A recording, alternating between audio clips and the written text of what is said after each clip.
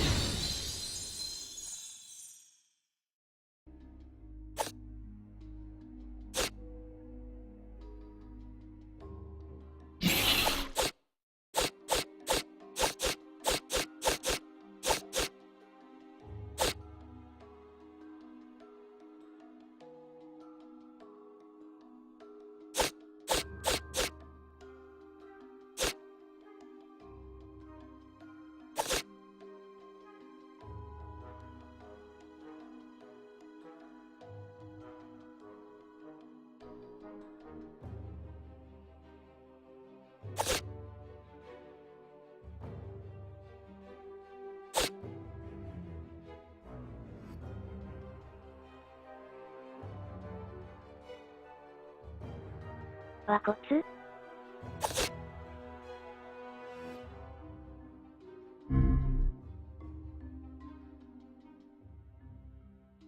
はよ服を勝ちて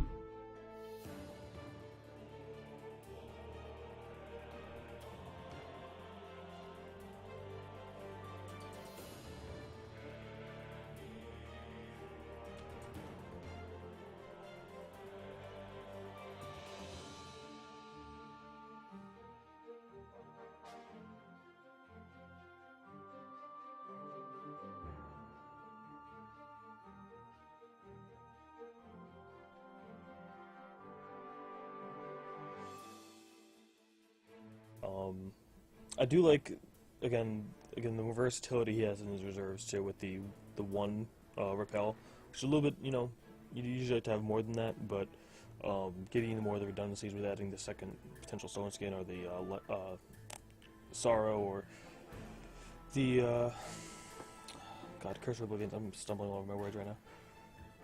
Really, just nice ones to have, and again, I like the diversity of the actions he chose to play. It's really cute. And LightReaper's deck, I spoke on how much I love this deck yesterday, like to no end. I really like I've been loving having Running Deer with Pact of Pain. It's basically 2 cards for your champion power, which is pretty solid. He doesn't have a lot of ways to activate it with only having the 1 wild, but he's got, you know, 3 Elixils, 2 Aids, and 4 Charge of Fate to get there. So pretty solid. He can definitely get to it, and drawing the cards off the Pact of Pain with that is really nice. And I do like that because he's playing the wild and he can get to it fairly easily. He also has the 3 nature ranges in the reserves, which could definitely play a factor in this matchup because you know that, you know, the solitary action is going to stay in. He's going to keep in the Pact of Fame, potentially even bring in more. Also, the Soul Marble is going to be in there, so he's got plenty of targets for the nature range. You may want to bring in 1 or 2 of those. Probably not 3, but you may want 2. And yeah, I would like to. I'm kind of surprised he doesn't play Stone Skin in the reserves. Stone Skin is just a really solid card, especially in these, you know, Blood Diamond control-ish mirror matchups where you can stop a life safe and you can stop an Inquisition early if you really want to. Keep your troops alive within their murders and all that kind of stuff. So I would like to see Stone Skin in his reserves because he can easily get it, but I do think his reserves are really solid too with the 3, well, with the extra 2 Inquisitors, the 3 Vampire Kings, the 4 Sorrows, the 3 Giant Court Flies. I believe it's 1 or 2. I don't see the deck right now, so I think it's 2 Chaos Keys, 1 Chaos Key, and 3 Nature Range. It's a really solid construction on the sideboard.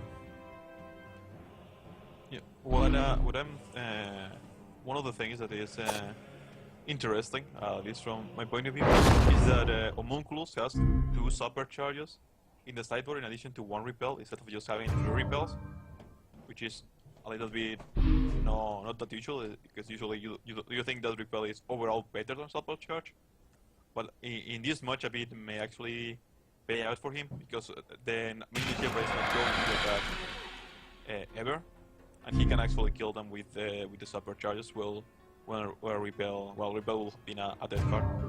So it's a little bit interesting that he goes with the supercharge, but in this matchup may have been relevant. Also, usually with the Blood Diamond matchups, sorry, Phoenix. Usually with the Blood Diamond matchups, you want to have Dimmed, but Larry actually has an edge in that aspect too, so you can Zarate away his Midnight Shepherd.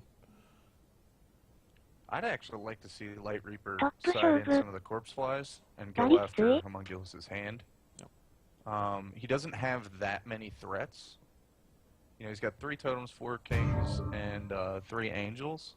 I mean, if you're grabbing 1 or 2 of it, because LightReaper's also playing 4 Inquisitions, so if you can grab 1 or 2 of those big threats out of Homunculus' hand, he might run out of gas, and then he's just in a top deck war.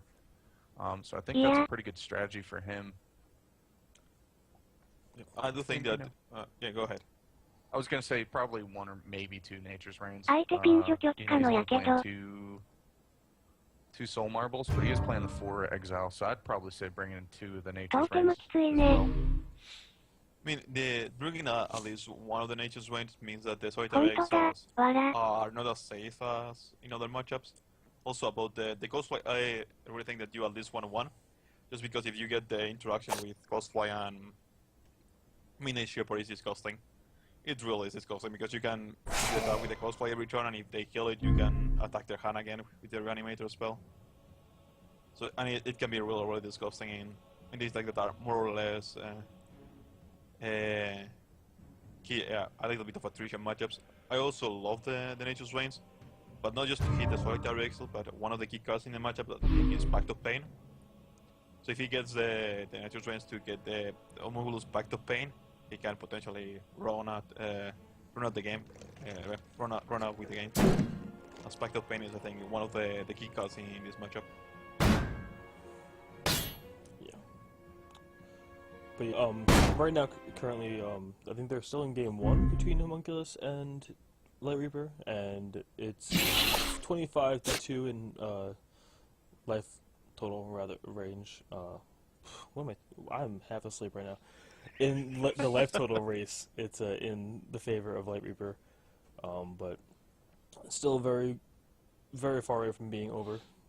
We got 4 cards in Homunculus' hand and 3 in LightReaper's hand, with a marble on the field for Homunculus.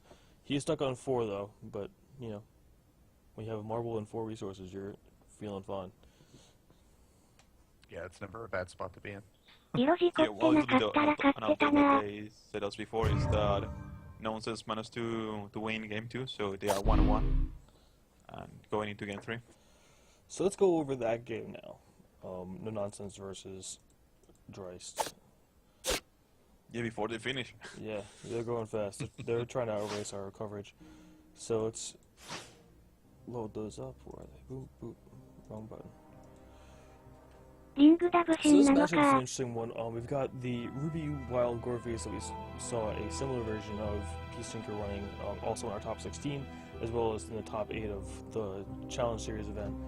And I like this build. It's a little bit different. It's a different take on it for sure, with having the pseudo inspire theme going on with it, with him having the 2 Ruby Enchantresses and he's got 4 Pyromancers and the 3 Alexanders, so it makes his, in the reserves, his Legionnaire Gawain's going to be really, really good. Whereas before they'd be for like 1, maybe 2 sometimes. This one's going to be for 2 or 3 most of the time. So that's very solid in the Gorfius mirror matchup. As well as the Swift Strike off of the Ruby Enchantress, rather, being really, really potent in the Gorfius matchup. So if you're expecting to face Gorfius, then Enchantress is probably something you can actually even have in your reserves of your Gorfius decks, like the Ruby Sapphire Gorfius decks that don't necessarily run them. Could actually probably be a good way to go. It's not one I thought of at all, and it's pretty cool. Yeah, the Ruby Enchantress is really powerful in the troop matchups, especially Gorfius matchup is really good. It's being able to attack with all your creatures with Swift Strike and them not be able to properly block or attack into your creatures.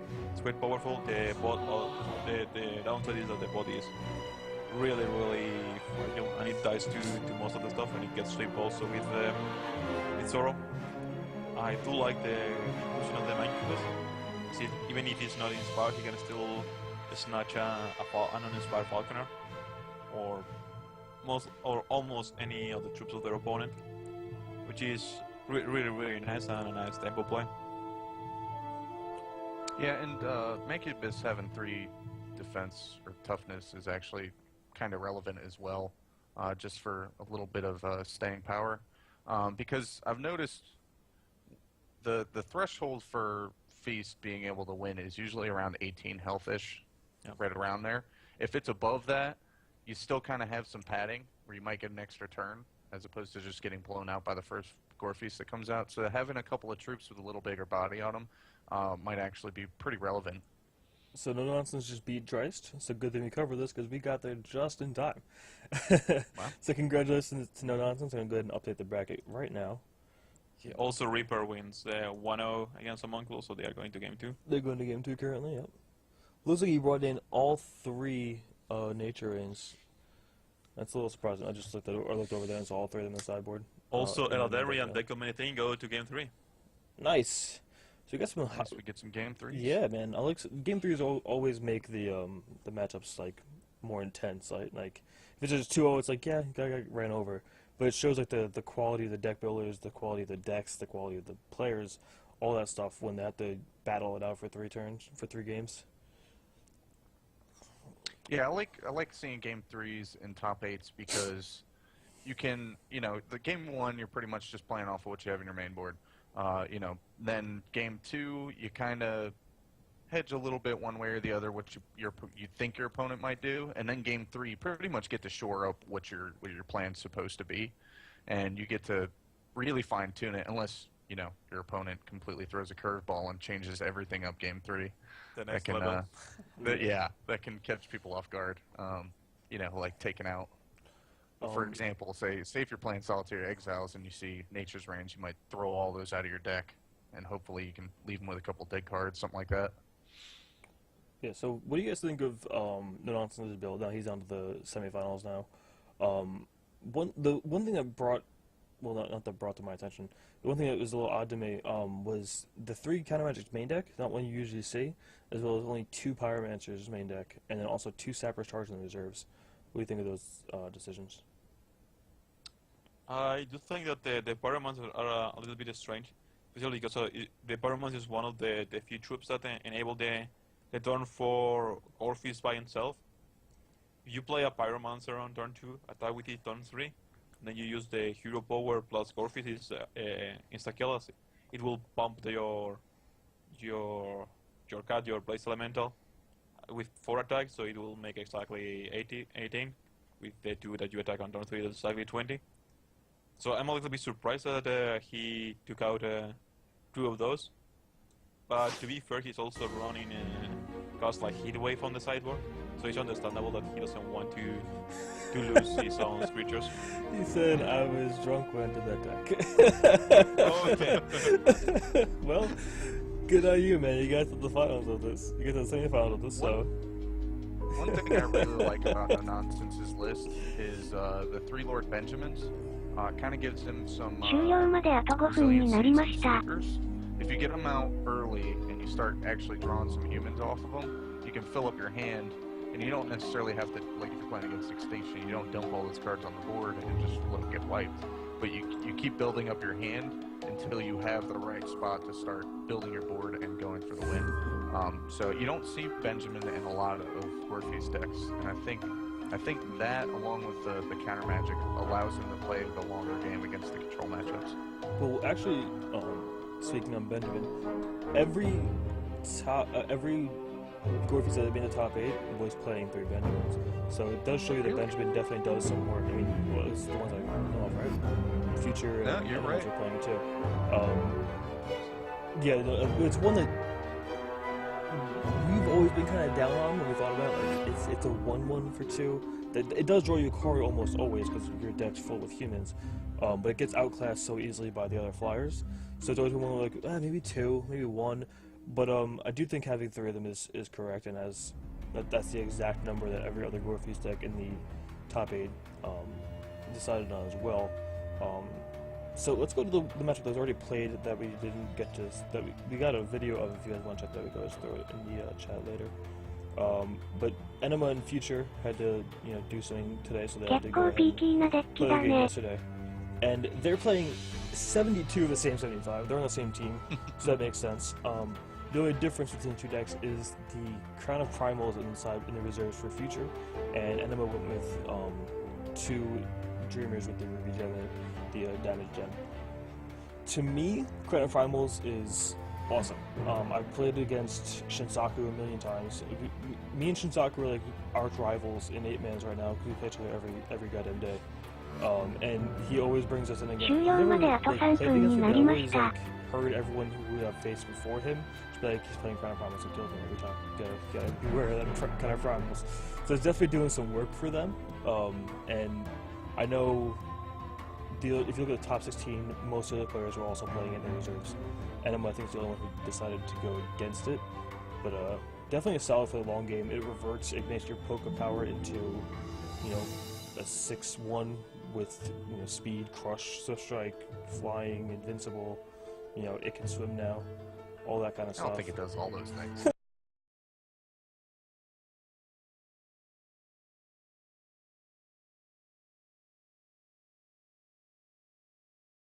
Pulling by surprise. As Nero said on the chat, I really dislike Ben, and I don't know. Every time I play with him, he's really underwhelming for me. Well, if you think about Ben, especially in these 2 decks, which is why I wanted to go to these after you're talking about Ben, it digs you to a sweeper, which is pretty insane. Like, it digs you to your Legionnaire Gawain, which in the mirror matchup is just disgusting. And against most aggro decks, Legionnaire Gawain for 1 or 2 is just absolutely absurd. So digging into Yeah, that with the Benjamin is awesome. Yeah, late game Alexander, especially in the mirror match, can pretty much just slams the door on the whole match. The Crown of Primals, I think, is a specific, like, I think that's specifically put in there to catch people off guard game 2. I think you might actually side it back out for game 3 if you get to it. Yeah, so you're gonna bring in just nature because they'll be for it. They'll be ready for it. Yeah, and I think it's the power of that card is the people not knowing that it's there. I think once you know that it's there, you can hold up, you know, a burn or whatever to take out that target that he's put it on. And then they're wasting. 1 second, Phoenix. Nonsense is asking to show him the bracket. I did it already. Okay. Don't worry. Okay. Go Go ahead, sir. But yeah, I think it's to catch people off guard game 2, and you know, if that tied it up, then I think that you generally would take this back out unless it's just going to be a complete blowout against the matchup that you're playing. I like the 4 counter magics in the sideboard as well. I don't think you're ever necessarily going to bring in all 4 though, so I don't know why there's 4 of them. I think I would stick to probably 3. Yeah, but you really only need 1 for the most part. But again, if it's you want to be able to protect the Crown of Primals in the late game, especially because if you're thinking that the game's going to go long enough where Crown of Primals is your next win con, I think having the extra kind of magic to protect your troops from getting murdered when you go to Crown of Primals them is relevant. Some of you want to have it early for the Extinction and later in the game for a protection spell. Some of you, that's why they have 4, so they want at least 2 a game, maybe. I'm not really sure. I mean, if they thought they were going to see Turbo 4 さすがに時引いてくれよ。 in this tournament, you can potentially see 4. It's again, if you know that if you hit a counter make, you are going to win the game, it's totally fine for you. So I do think they'll become fish hands once that is occurred. Oh yeah, for sure they are going to become fish hand when that card gets printed. Yeah. Future's just saying in chat right now, if you're siding in the counter magics, you're siding in all 4. He really puts less in. Okay, so that makes sense. But yeah, so we're still waiting on Homunculus and LightReaper are in game 2 currently, and they can let other guy on game 3. yes. Yeah, one of the things that is that I like with the crowns is that they doesn't screw your threshold so much as, for example, Rock, which is what the deck we used to go for against control, at least Nero and I, which are pretty nice against some other stuff. But here on the planet is, of course, a really good anti-control card, but it can also have some gaming, some creature matchups. I'm not exactly sure in what creature matchups he's siding me in because I haven't played it around too much. Well, no, one he sided in against. I played against Shinshire in the 8-man for the Battle Aura deck, and I was at 96 life, and he messaged me later saying, I could have killed you if I had one more resource. Playing Crown of Primals, activating it, and Gore Feasting the same turn would have been 96 damage. Or something like that. It was pretty disgusting. So I know he wrote it in for that matchup. So I guess something like that, where like the Swift Strike and the Crush matter that much. Because again, Crush with Gore Feast as well as against Swift Strike with Gore Feast are really it's potent. Rage 4 with the Swift Strike. It's just completely dead. And Crush. You can. So you deal damage on the first block, and you deal it again when they can't block no longer because the troops are dead. So it's like a damned if you do, damned if you don't type deal. Yeah, no, Shinshire plays the same list. That's why I brought up that one in particular. He said that Shinshire is one of his one of his teammates. Pentachill said that yesterday. That's why I knew that. Oh, okay. Shows you listen to ignore me. But yeah, I like the Crowns a little bit more than the Dreamers. The Dreamers have the nice thing that they can trigger with the Mentalist and draw you cards and so forth. But I think I'd rather have the Crowns, just because it's less double suffer that you play, which makes the results a little bit easier. Also, Dreamer is a card that you don't get to fish with the Benjamin. No risk Crown, but I'll rather have the better resources. Doesn't the deck? I think their deck plays more Sapphire than Ruby, though. I guess it also plays more Shards of Fate than the usual. I don't know. You didn't went back to the deck page. So I have to. Look yourself. You mean you have to do your own work? Yeah. I think it's 12-10 or 12, 11, 3? こいつトップ強すぎやろ。 Ruby わらわ 9 ら、イ Sapphire カ 3 ラ shot, ク。 which is Okay, the that's results about it. we did. No nonsense did the other way. That was it. He had the more sapphire. Couldn't remember which one was. Yeah, I really like that split. Yeah. I think that's the correct one. Not having わこ extra れ、 double 完 sapphire 成 shots. I。mean, you have the counter bias, but it's It's a necessary evil. That's unfortunate. yeah, necessary evil, really. So I really like the inclusion of Crown of the Primal's sideboard material against control. And again, Born to the Ground is also fantastic against control decks. The one thing that is important about the Dreamers that we haven't touched about is that they have heat waves on the side, and the Dreamers do survive the heat waves. Yeah. And Heatwave's been a beating too. Like, I was playing, again, me and Shinjar play each other every day, and I was playing an aggro deck against him, and he brought in Legionnaires and Heatwaves and just shattered my universe. I was just dead all the time. So, they'll probably take out some of their weaker guys, like maybe some Pyromancers, maybe some amount of, one or two Falconers, just to go for the more kill your field and then kill you later with the Gore Feast tech against the aggro decks. But, yeah. I mean, they probably can sideboard a couple of the cheap cards and keep the heat waves. I mean, the Falconers are still super strong. Yeah, you're playing around it yourself, so it's fine. But it's, if you have a point where you need to sweep a field and you have a Falconer out, it's kind of awkward. But so maybe you want to take out one, maybe two. But I think you still want to keep them in because, again, with the Gore Feast, it's just an insta win with those two. I mean, it's not only insta win. The thing is that I was playing also mid-range decks with like Blood, Ruby mid-range decks to have some stuff against Scorefist. Is that Falcon doesn't need to be aggressive. It's also a super good defensive card because it gives you 3 blockers all with attack that they almost trade with the stuff on your opponent, especially if they are inspired by Pyromancer. With 3 power, they will kill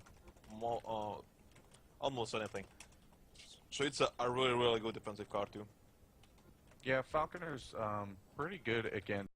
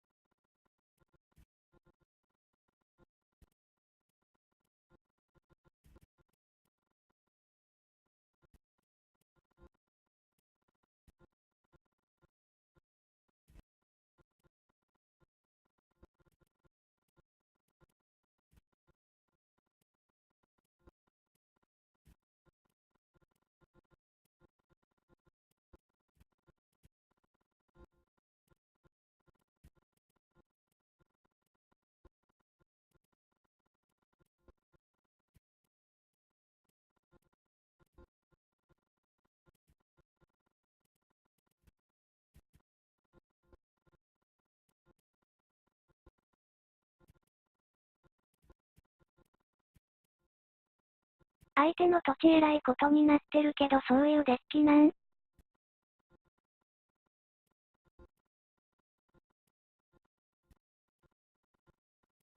？5色白黒。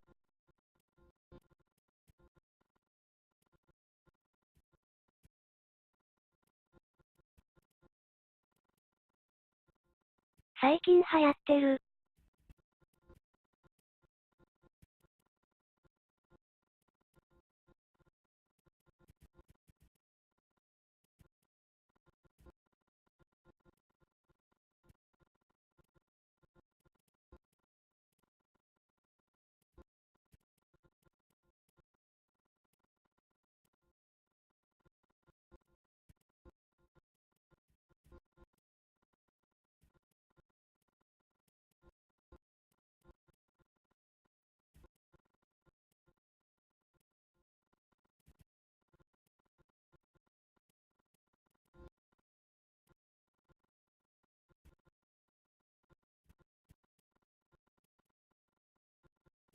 こいつマジで。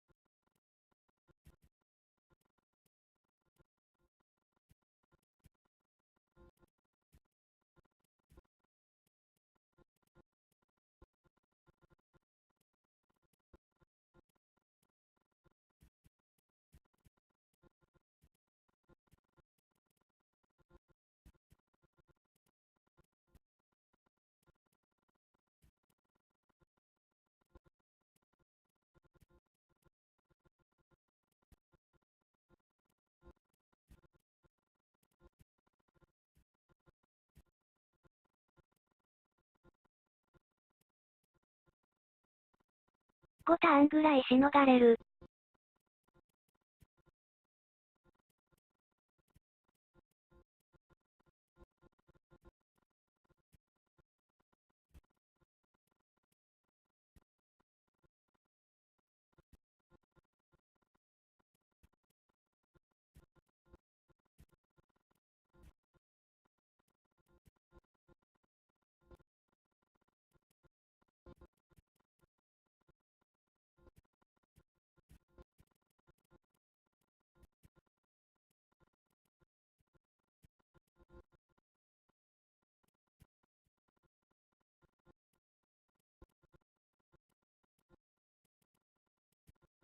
これがあるから。5色にしてる。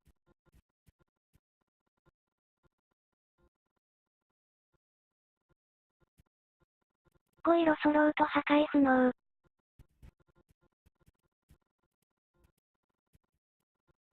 インビンシブル？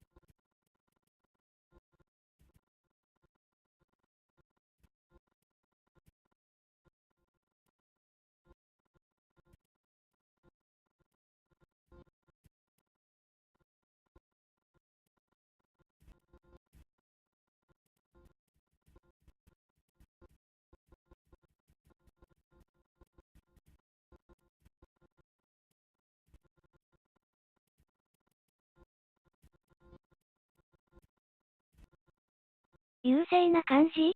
劣勢？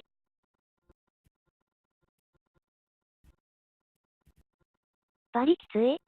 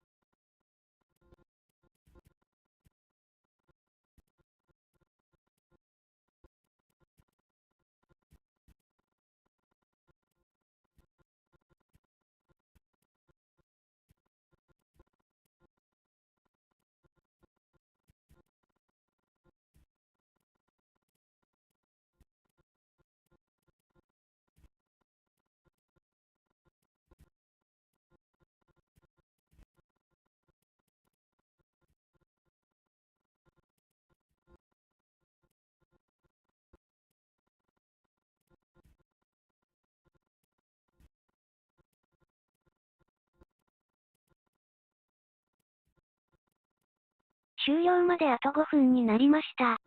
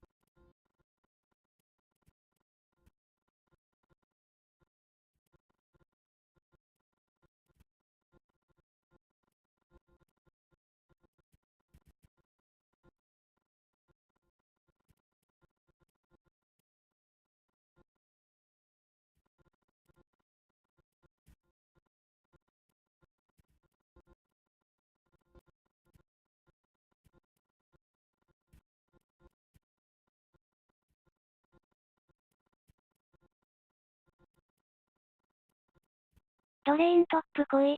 来い。来い来い来いこ来いこ来い来い来い来い来い来い来い来い来い来い。イカ略。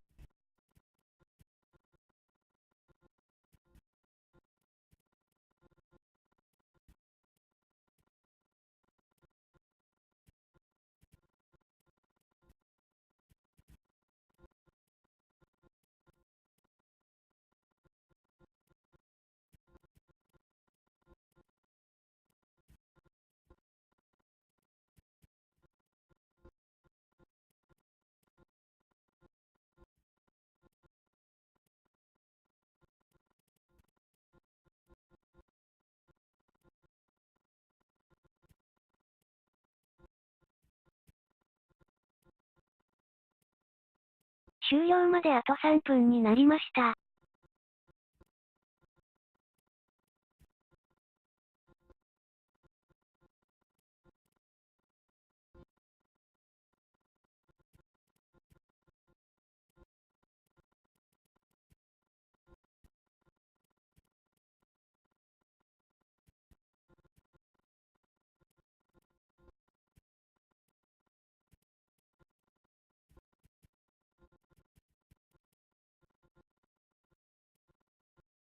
くえー、わらわら、イカ略。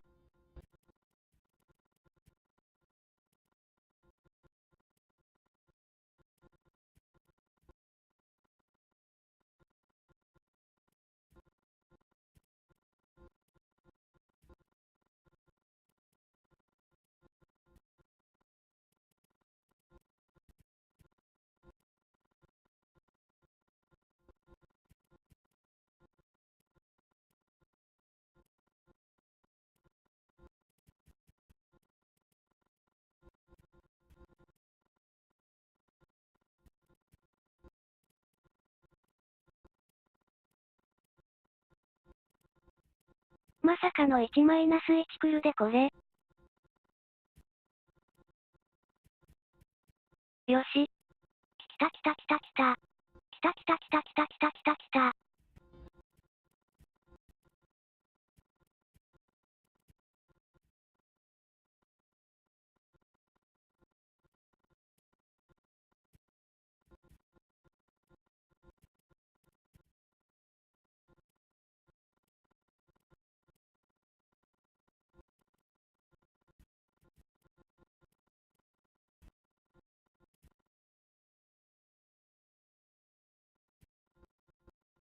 終了まであと1分になりました。来場者数10人、コメント数6個目ありがとうございました。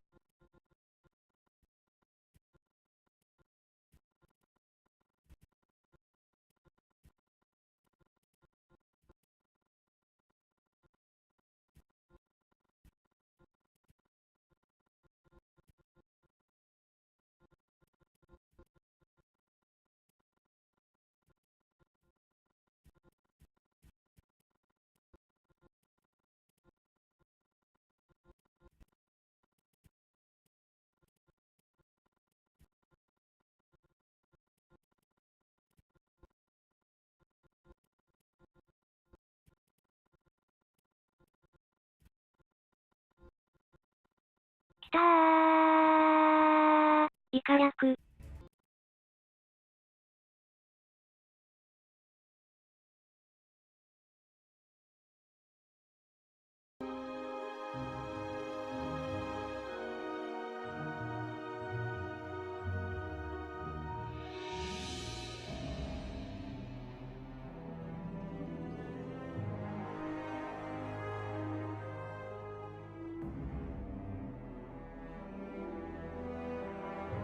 せっかくのいいとこで枠終わりましたやん。か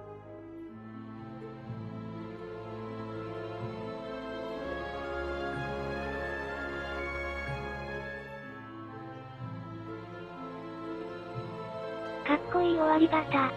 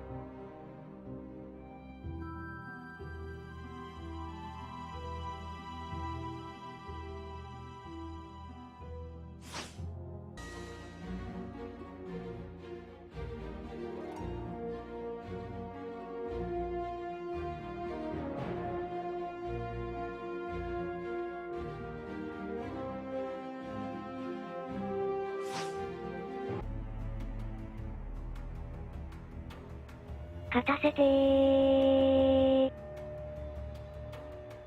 マジマジで。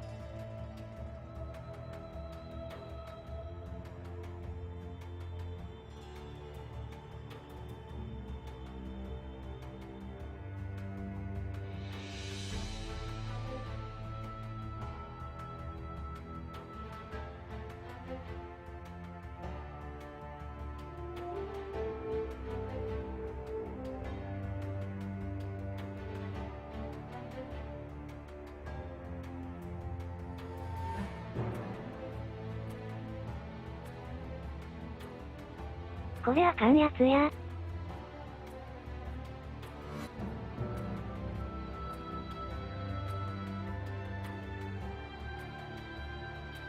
そうなんだ。相手1000回マリガンして。何でもします。お願いします。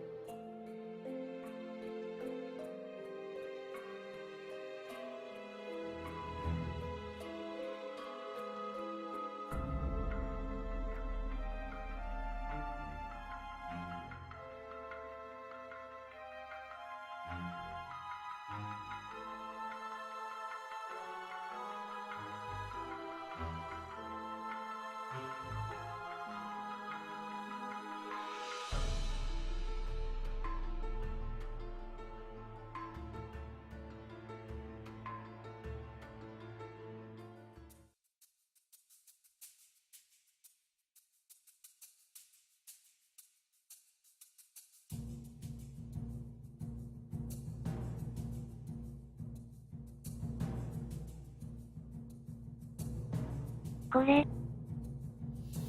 来たんちゃいま？来た。来た来た来た来た。来た来た来た来た来た来た来た来た来た来。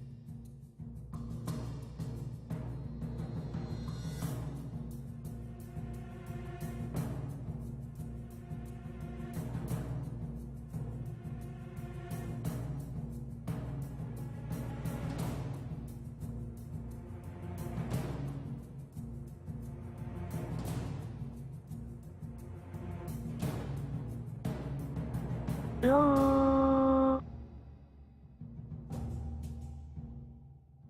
このままオナシャス。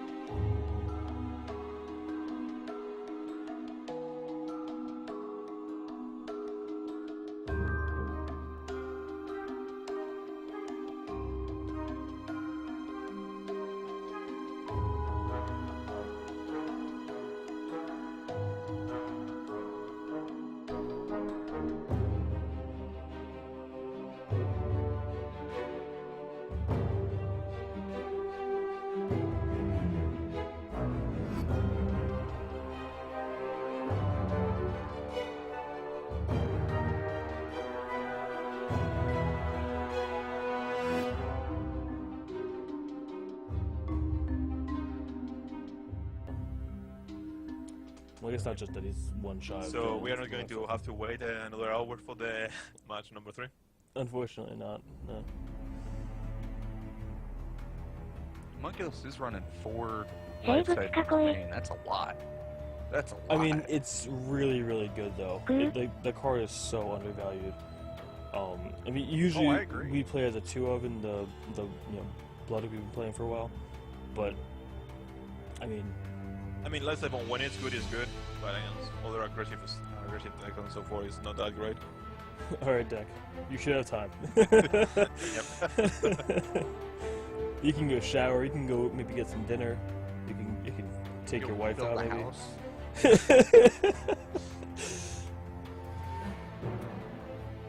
But yet I was completely out of the loop what it was what I was saying. Ooh, and actually coming into play here is the charge ability of Running Deer, keeping him out of lifesaving range. So really, really cool. Again, I said I love Running Deer, especially with Pact of Pain. It's 2 free cards. I've been playing in Blood Wild. Obviously with Blood Diamond, you usually prefer to have the Dimid. But again, you don't want to have the double diamond effect. Yeah, you also double want to diamond gain the is life. super. So yeah, you can get the wild easily, which you just did with playing Elixir, and the ability are just so key. Also, this is not super relevant, but it's somewhat relevant if you can get some edge on this, especially on the Swiss run. When an opponent sees Running Deer, when you're facing Running Deer, you may keep different hands because you are not expecting a control deck, but you're expecting more of an eye deck or something like that. So you may keep hands that are suited for dealing with that. Like a ton of extinctions or murders and whatnot. Like, oh yeah, I can just also do field, no big deal. Yeah, which may not be good for the deck that LightReaper is playing. So although Sauron may have been a solid in some decks, like killing Falconers and stuff like that, getting Running Deer, it's still solid against aggro. Because the 5 points somewhat matter in Gorfist, depending on the hand. It may matter on turn 4.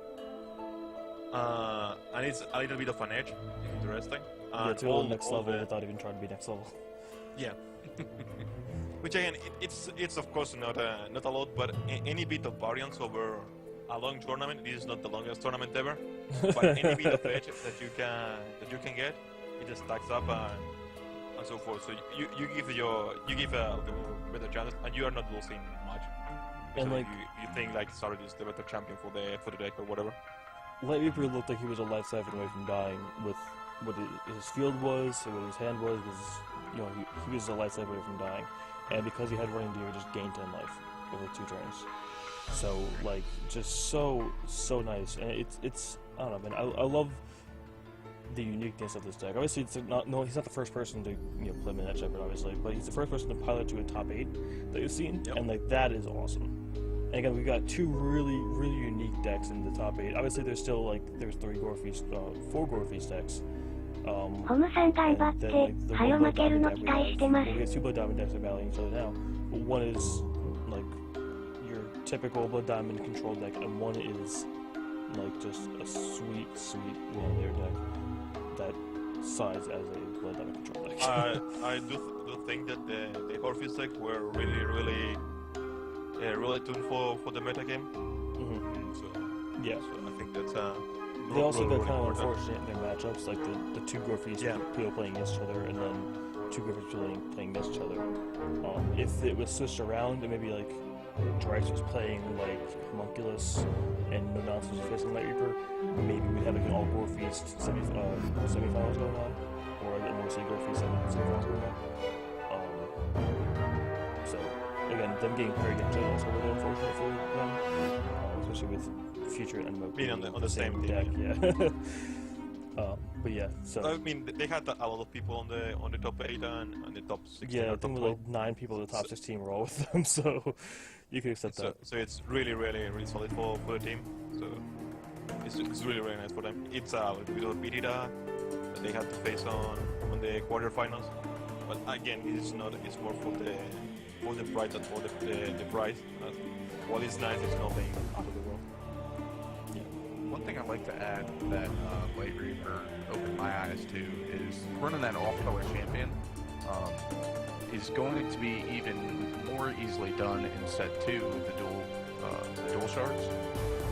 So I think it opens up the design space of champions you wouldn't normally think going with a deck that you're trying to build.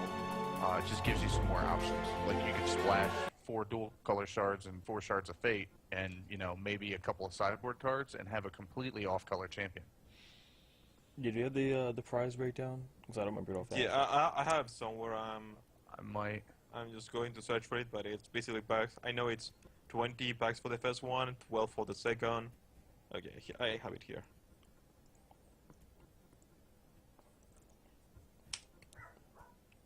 So it's not an amazing an amount of packs, especially because we cannot send them to them before trading comes in, and it's probably when set 2 is going to release or close to it. So they're not going to be the most valuable price ever. So it's looking like LightReaper is going to be taking this this last game here. He's got an Inquisition. Homunculus has 1 card in hand. The 1 card was a Stone Skin, so it doesn't really matter. And he's got 8 power on the field, and he's going to be selling an Inquisitor here. So the only thing could really keep Homunculus in this game would be a top-deck compensation. And even that, he's going to follow it up with a Spell Shield, plus 2 Living Totem. So the Extinction followed by